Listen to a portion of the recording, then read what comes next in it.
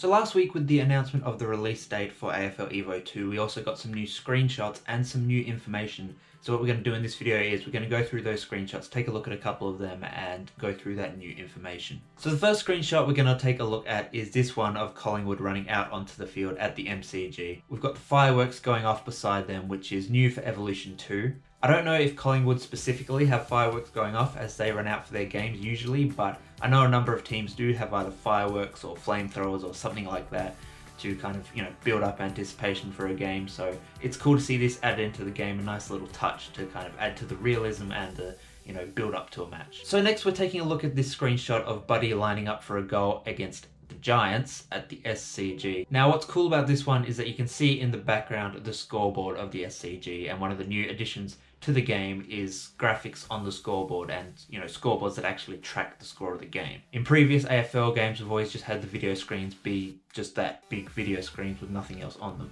So these scoreboard graphics, they add a little bit of realism. It's a small detail because we don't see the scoreboards in the grounds much at all when we're playing the game, but it's a nice little bit of realism that adds to the game, and when you see screenshots like this, it looks really cool to see those realistic graphics on the scoreboard. Now we could nitpick and say that this screenshot of a derby at Optus Stadium, the scoreboard graphics look almost nothing like what the real scoreboard looks like during a game, whether it be an Eagles game or a Dockers game. I mean, let's be honest, the scoreboard graphics they've got for this one don't look very good at all, but again, that's nitpicking. We're not going to really see it that much, so it's a small thing. Another thing that looks good about these screenshots is that the grass texture looks really good this time around.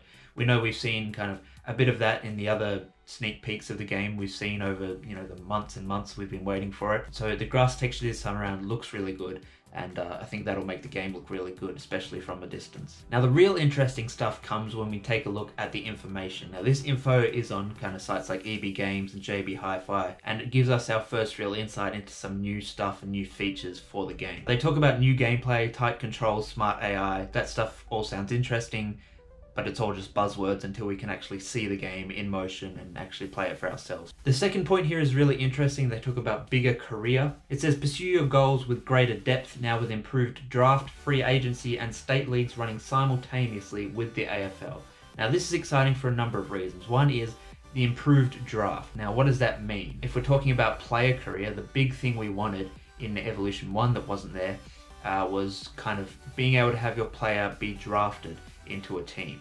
In player career in Evo 1, you basically either picked which team you wanted to play for, or if you were starting in lower leagues like the Waffle or the VFL or the SANFL or whatever it may be, if you're starting in those lower leagues and kind of building your player up to play at AFL level, then obviously what would happen is, depending on how well you performed, you just get offered a bunch of contracts from about 5 or 6 teams or whatever in the AFL, and you just picked which one of those teams you wanted to sign with. Now that's completely unrealistic to how the real system works, so hopefully what they've added in this version of the game is a much more realistic representation of the draft system. If I'm starting with my player down in the state leagues, depending on how I play should determine where I go in the draft and what team I end up at. Perhaps the biggest thing out of all this was the mention of free agency.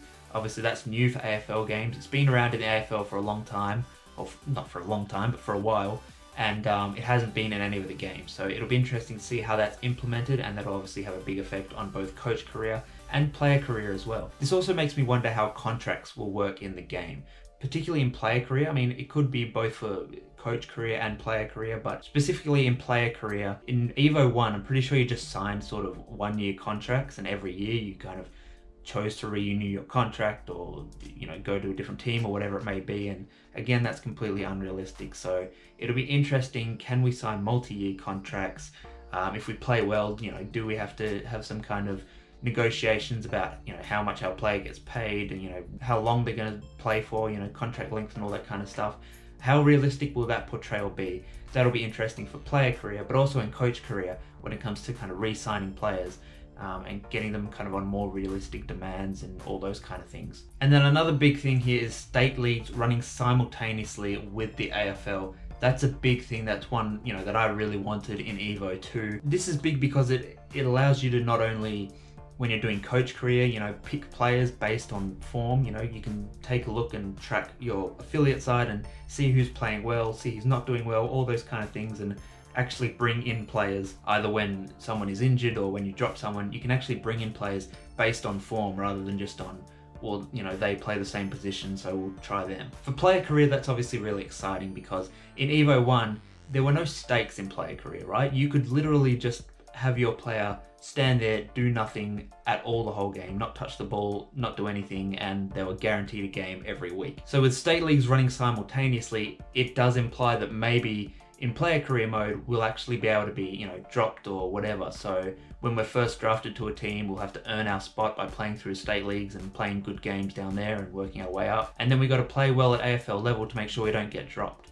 And that just adds so much more depth to, the player career mode, and it gives you actual high stakes. It gives you a reason to want to play well and feel like, you could be dropped if you don't. So that will be very exciting if that's the case. The other thing that's interesting about this in regards to coach career mode is, will this kind of connect to the draft? We talked about improved draft and free agency and all that. I'll be interested to see if this kind of connects in that way. So if we're playing as coach career, will we be able to track kind of young up and coming players through the state leagues or the under 18s or whatever it may be? And then when it comes to draft time at the end of the year, we'll actually have an idea of who we can draft rather than just based on their name and their rating. We'll be able to base it on this guy playing well throughout the year in the state league, and we'll kind of have a better idea of what these players will offer, which I think is pretty exciting. They also talk about enhanced online. There's the head-to-head, make it to the top of the online leaderboard. That kind of stuff has been around since, AFL Live 1.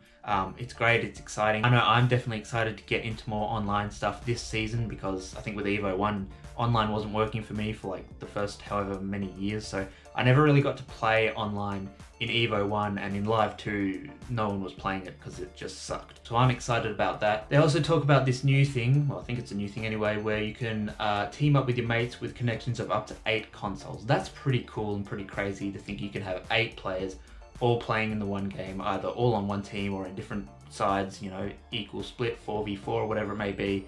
That's pretty exciting, and it's going to be interesting to see some people having some fun with that. That's a cool new feature for the online mode. Another one that I'm really excited about here is more customization options, including a Guernsey creator. That's really cool because I love all that kind of stuff, and so it's going to be fun to play around with that. Also, if you've been on this channel for a while, you would have known about the AFL What If series, where we're planning to take a number of, kind of fictionals teams we've created from different what if scenarios and bring them to life in Evolution 2.